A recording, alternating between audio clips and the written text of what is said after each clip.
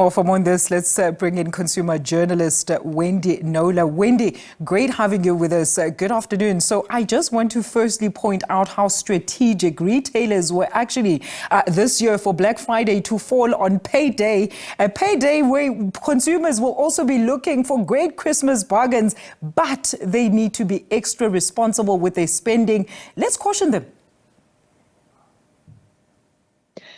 Yeah, absolutely. I think the word Black Friday, some people might have got a bit sort of blasé about it now, but from speaking to retailers who are starting the Black Friday earlier and earlier every year, some in October, the big ones, and I even took a issue with a local shoe manufacturer who had Black Friday in July, and I was like, come on.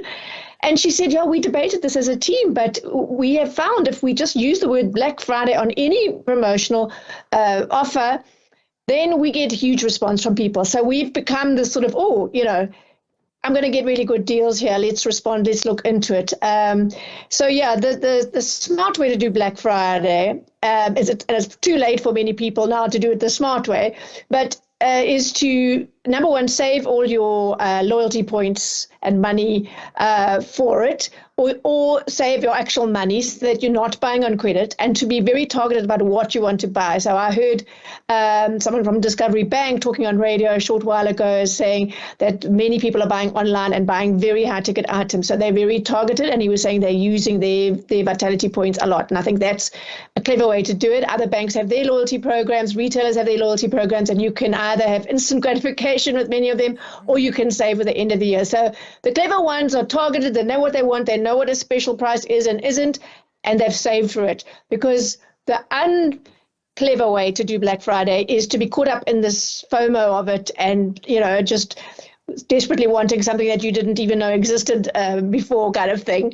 online. And then you are blacklisted for Black Friday by the time January or February comes. Wendy, look, this time of the year, scammers are also looking to gain via those who are not very vigilant. So the debate this time, Wendy, is that online shopping, as you've just mentioned earlier, has actually become quite a popular thing since COVID-19. Retailers, or those posing as retailers, are actually posting these great deals and specials on various social media platforms as well. But it has major pitfalls as much as it is convenient.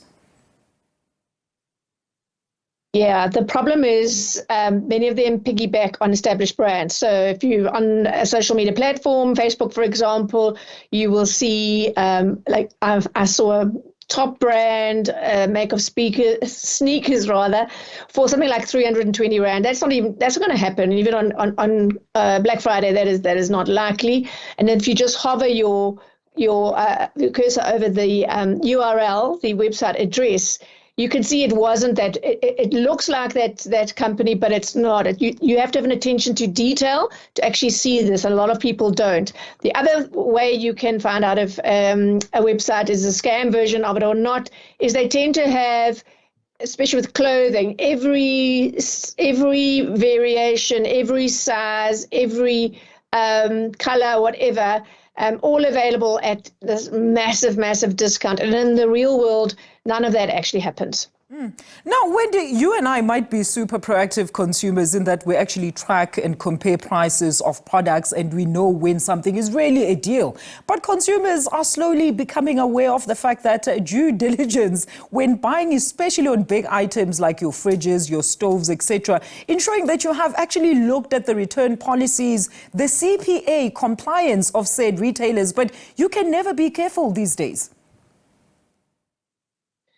Yeah, you're absolutely right. And I think what sales like this do and the fraudsters that piggyback on them is kind of create a sense of urgency. Do it now. There's only 2 left. We've all seen those things and you're like, oh, okay. And then you overlook, you don't do your diligence. So the thing that I think, especially when you're buying online, is actually the Electronic Communications and Transactions Act, which covers those purchases.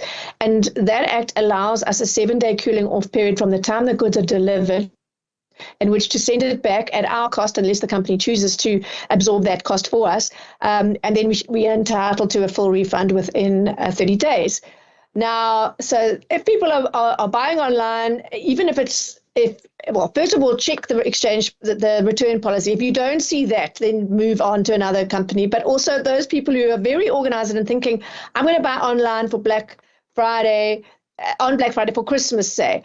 You only hand over the thing in a month's time, that cooling off period's gone, and then there's no, if it's the wrong size or the person doesn't like it, they have no right to take it back, as is the case if you buy in a store. So online is great for stuff if you take advantage of that cooling off period, and if the company's legit and offers it to you, but you do need to engage with the product immediately after it's delivered in order to benefit from it. And Wendy, I'm sure you've seen also the content on social media of what I ordered versus what I bought. Some very funny, interesting, and very sad videos there as well. But what would be your most recommendable purchase items that consumers can actually take advantage of during this Black Friday, Wendy? Bulk buying is also something that many consumers can actually consider, especially on non-perishables. Absolutely. And there's this wonderful Facebook group with a huge following, 700 and something thousand, One Family, One Stockpile, where the members actually share great deals. And so we help each other to find the good deals. So there are two Black Fridays in this country, right? You've got those who are going to buy essentials at really good prices. So stocking up on toilet paper, for example, or cooking oil, or whatever it is that you know is a really good deal because we buy this every day, and you're going to take advantage and stock up for the festive season and beyond.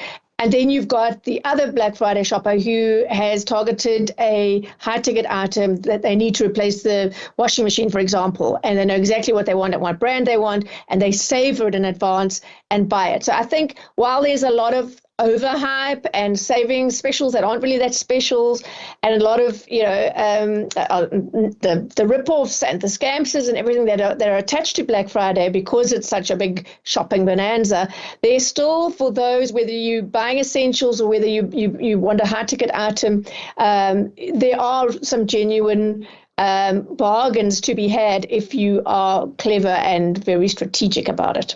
I myself have taken advantage of those, Wendy. Thank you so much for that valuable input as well as advice. Let's hope some of our listeners, if they are not already out there shopping, can actually heed some of this advice. Wendy Knowler is a consumer journalist giving us some advice and caution there if you are shopping on this Black Friday.